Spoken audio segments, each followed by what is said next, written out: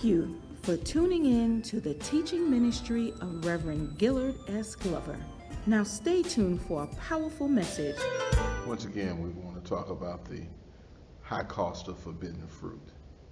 Last Sunday, we concluded that eating forbidden fruit can cause you to lose your innocence. This Sunday's text teaches us that eating forbidden fruit can cause you to lose your integrity. In Genesis 2:15, God entrusted a great responsibility to Adam. The Lord took the man Adam and put him in the Garden of Eden to work it and to take care of it. And the Lord God commanded Adam, "You are free to eat from any tree in the garden, but you must not eat of the tree of the knowledge of good and evil. For when you eat of it, you will surely die." Genesis 3:6 tells us Adam did not live up to his responsibility. When the woman saw that the fruit of the tree was good for food and pleasing to the eye, and also desirable for gaining wisdom, she took some and ate it. She also gave some to her husband who was with her, and he ate. In Genesis 3:16, we see the impact of Adam's irresponsibility. To the woman he said, "I will greatly increase your pain in childbirth. With pain you will give birth to children. Your desire will be for your husband, and he will rule over you." To Adam he said, "Because you listened to your wife and ate from the tree about which I commanded you must not eat of it, cursed is the ground because of you." You pay a high cost when you eat forbidden fruit. Not only do you lose your innocence, but you also lose your integrity. Well, what is integrity? Some would say it's the quality of being honest and having strong moral principles. Some would say it's the state of being whole and undivided. Still others might say it's doing the right thing at all times, in all circumstances, whether anyone is watching or not.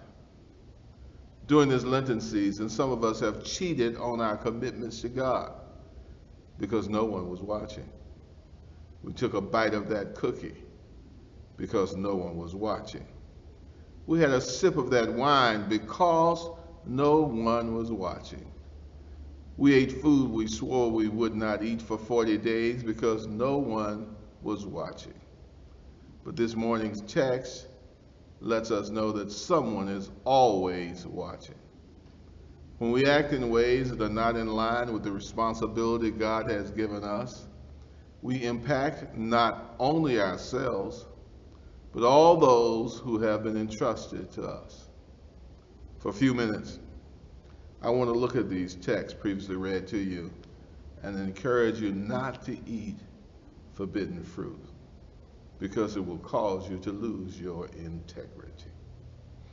Genesis 2:15 tells us that God made Adam responsible for the idyllic garden he created in the midst of equatorial Africa. The garden didn't belong to Adam, it belonged to God, and he entrusted it to Adam. God trusted Adam. God believed in Adam. God believed that Adam would always do the right thing, whether he was watching or not. He created Adam as a man of integrity. As stewards of God's creation, Adam had access to all of the fruit in the garden.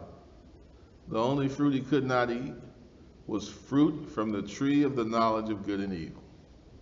Now, church, every trust arrangement comes with boundaries.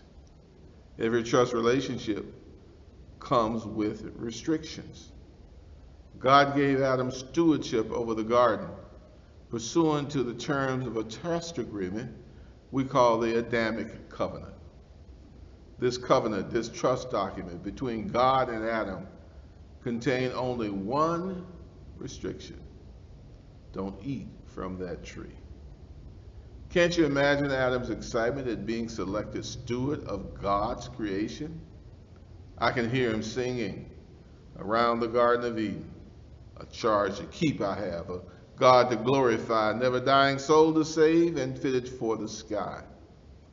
Yet, there is something about boundaries. There's something about restrictions that entices us to go beyond that which is permitted. Adam was unable to live within the constraints of his covenant with God. As a steward of God's creation, Adam was required to exhibit integrity. As God's steward, Adam was expected to be faithful. As God's steward, Adam was expected to be responsible. He was supposed to show some backbone. Yet in this text, we find him hiding among the trees and behind the skirts of his wife, rather than standing up to God and taking responsibility for his actions. Why? Because when Adam ate the forbidden fruit, he lost his integrity. But Adam's not the only one who has not lived up to his commitment. Many of us have made commitments with God this Lenten season, and already we have failed. Rather than admit our failure, we've been uttering excuses. I would have gone to the gym, but it's been too cold. I wouldn't have eaten that ham, but it smelled so good. I wouldn't have taken that drink, but my friend took me to the bar. Like Adam, we have eaten the forbidden fruit. Now we've lost our integrity. But tell me, Pastor, why do we eat the forbidden fruit and then lose our integrity? Well, one reason is peer pressure. That's one reason why we lose our integrity by eating forbidden fruit. In the garden, before the fall, Adam and Eve were peers. They were co-equals. They were complementary personalities. But Adam, not Eve, had been charged by God to work the garden and watch over creation. Eve was his comfort, his consort, and his companion. She completed him and provided him with a sense of community. Like most peers, Eve had great influence over Adam, perhaps too much influence. Stewards must be careful about our associations with people who have power over us because we want their approval. We avoid at all costs their rejection. We want to please them, especially if we have a people-pleasing personality. This text suggests that Adam may have fallen into what psychologists call the people-pleasing syndrome. He wanted to make Eve happy, no matter what the cost. He wanted her acceptance, no matter what the cost. He wanted her comfort, no matter what the cost. But God had designated him as a leader, and you cannot be an effective leader if you are a people pleaser. If you're more concerned about pleasing your peers than you are about pleasing God, you cannot be an effective leader. In fact, if you're more concerned about pleasing your mate than you are about pleasing your maker, you can't be an effective leader. You certainly cannot be steward of God's creation if you are more concerned about pleasing God's creatures than you are about pleasing the Creator. Adam looked away while Eve spoke with the serpent because he was more concerned about pleasing Eve than he was about exercising stewardship over God's creation. Adam listened to the serpent's slurs of the sovereign because he was more concerned about pleasing Eve than he was about exercising stewardship over God's creation. Adam didn't stop Eve from eating the apple. because he was more concerned about pleasing Eve than he was about exercising stewardship over God's creation. Adam ate the forbidden fruit because he was more concerned about pleasing Eve than he was about exercising stewardship over God's creation. There was something about Eve that activated the people-pleasing pattern in Adam. And once this pattern was activated, he had a hard time saying no to Eve. Adam had a hard time respecting the limitations of his trust arrangement, even though those restrictions had been set by God. He wanted to avoid at all costs conflict with Eve. He wanted Eve's approval. And even more importantly, he wanted to avoid Eve's disapproval. If Eve asked him for something, Adam had a hard time not giving it to her. Once this pattern was activated in Adam, he had difficulty expressing his feelings, his desires, his opinions. He might have even known what he wanted or what he believed, because it might not be consistent with what Eve wanted, what she believed. He found himself thinking and feeling what Eve thought and felt, because any difference in thought and expressed feelings was too threatening. Adam had to be feeling like that old secular song. If loving you is wrong, I don't want to be right. But to be God's leader, you must always choose the hard right, even if it means incurring the disapproval of your peers. When we fail to make the right choice because we want to please others, it can have catastrophic impact upon creation.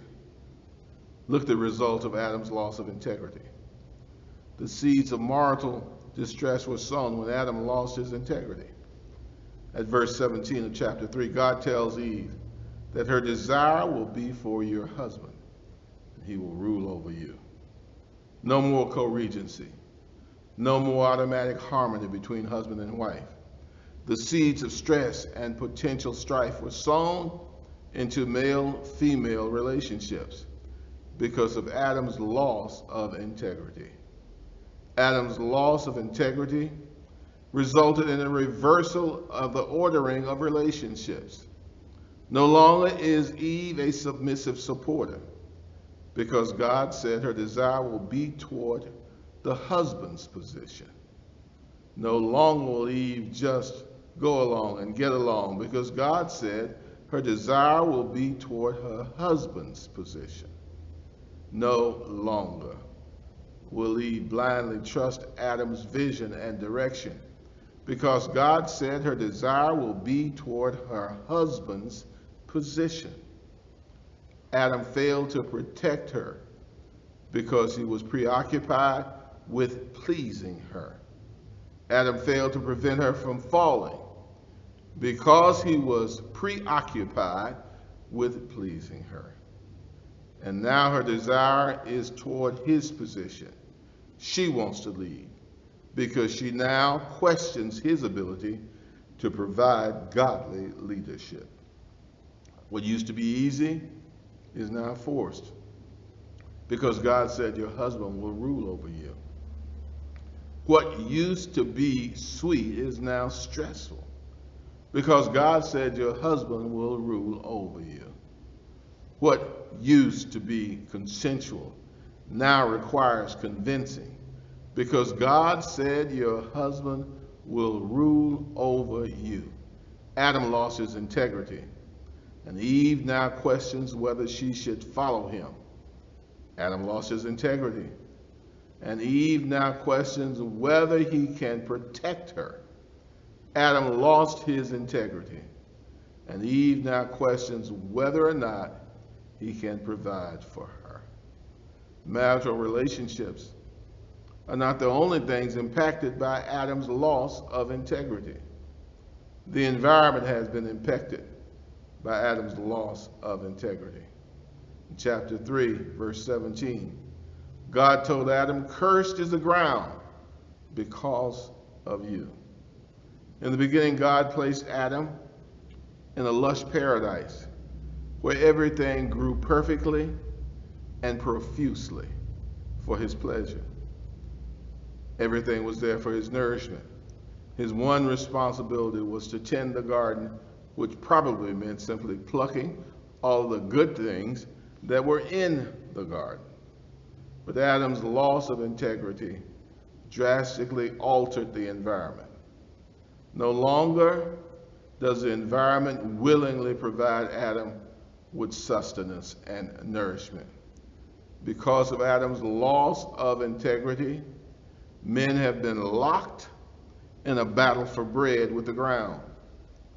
Because of Adam's loss of integrity, also has affected mankind.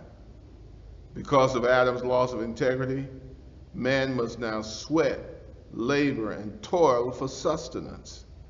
Everything man gains from the earth comes now from hard work. And even when man doesn't work, even when he may be retired or he may have enough money that he can support himself and his family, he still lives on the work that other people do. Every meal that you eat, whether or not you work to gain that meal, is the product of the labor of someone who tilled the soil and planted the crop and protected the environment, or who nurtured the animals to provide for your food. Now, because of Adam's loss of integrity, we live essentially by work. Adam's failure to live integrally created an imbalance in the created order that has yet to be restored. But I'm so glad that Holy history does not stop with that first Adam.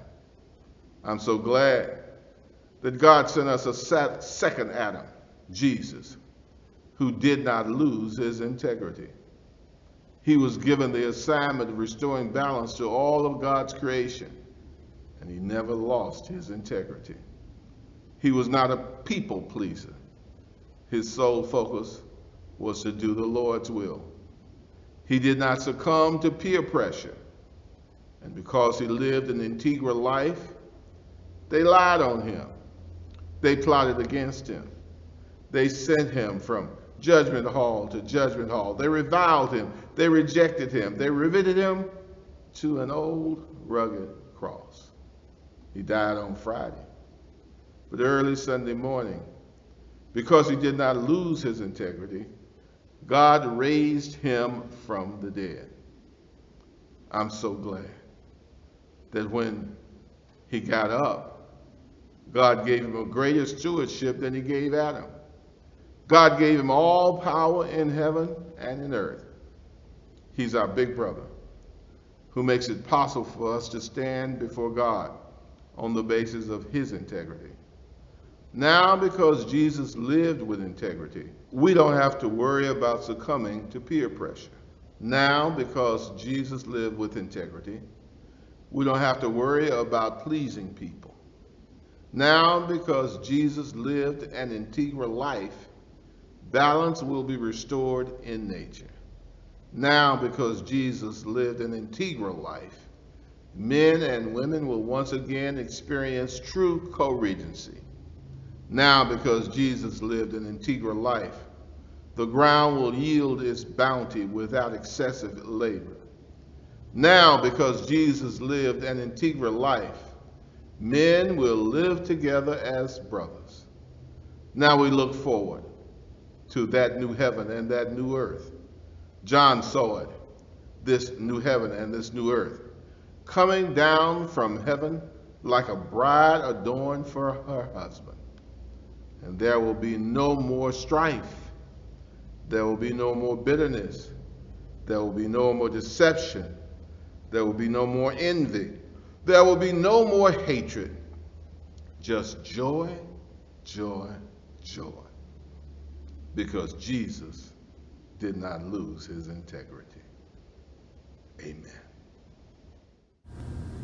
Jesus You're the center of my joy. All that's good and perfect, it comes from you. And you're the heart of my contentment. You're the hope for all I do. Jesus, you're the center of my joy.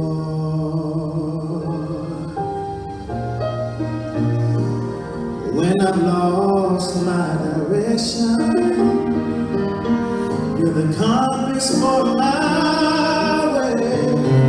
When I'm all alone, your hand is there to hold. In sadness, you are the laughter that shadows all my fears. When I'm all alone, your hand is there to hold. Oh, Jesus, you're the center of my joy. And all that's good and perfect, it comes from you. And you're the heart of my contentment. You're the hope for all I do. Jesus, you're the center of my joy. And you are why I find pleasure in the simple things